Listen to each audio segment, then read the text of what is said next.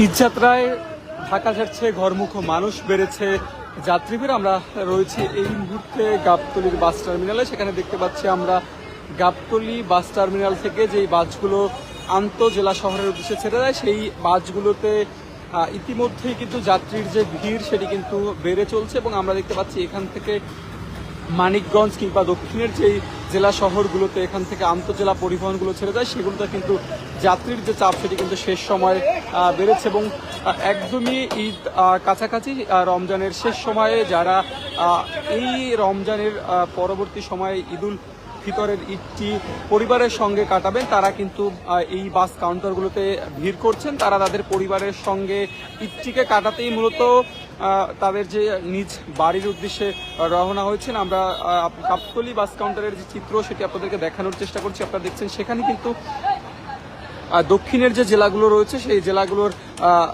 একাংশের বাস কিন্তু এই গাবতলী বাস টার্মিনাল থেকে ছেড়ে যায়। এবং আমরা দেখতে পাচ্ছি সেখানে কিন্তু ইতিমধ্যেই আমরা দেখতে পাচ্ছি পাটুরিয়ার ঘাটের যে বাসগুলো রয়েছে, মানিকগঞ্জের যে বাসগুলো রয়েছে এবং একই সঙ্গে সঙ্গে কুষ্টিয়াগামী যে বাসগুলো রয়েছে এবং বরিশালের যে বাসগুলো এই সড়কটি ব্যবহার করে যায়, সেখানে যারা এই জেলাগুলোতে যারা যাবেন তারা কিন্তু ইতিমধ্যেই গাবতলীর সেই বাস কাউন্টারে ভিড় করছেন। এবং আমরা যদি আপনাদেরকে অভিযোগের প্রসঙ্গে একটু জানিয়ে রাখতে চাই, যাত্রীদের জায়গা থেকে কিন্তু বারবারই উৎসবের আগ মুহূর্তে যখনই তাদের বাড়ি ফেরার সময় হয় তখনই নানা ধরনের অভিযোগ আসে বাসের ভাড়া নিয়ে।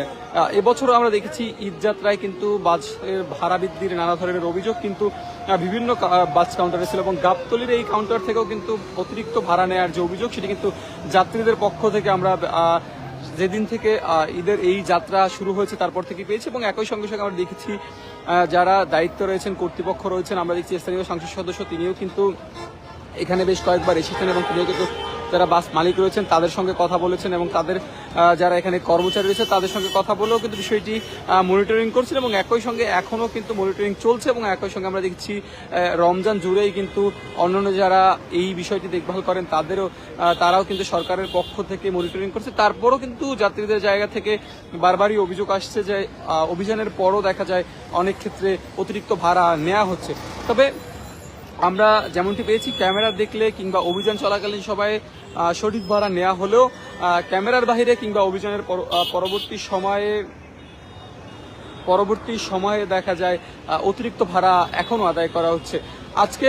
আজকে মূলত সবচেয়ে বেশি মানুষ এখান থেকে এই গাবতলী বাস টার্মিনাল ছাড়বেন কিংবা ঢাকা ছাড়বেন, কারণ আজকের পর যে দুদিন আছে সে দুদিন কিন্তু প্রচুর চাপ থাকবে বলে এখানে যারা বাস চালক রয়েছেন বা এর সঙ্গে সম্পৃক্ত রয়েছেন তারা আমাদেরকে জানাচ্ছেন। এবং সকাল থেকেই মূলত এখানে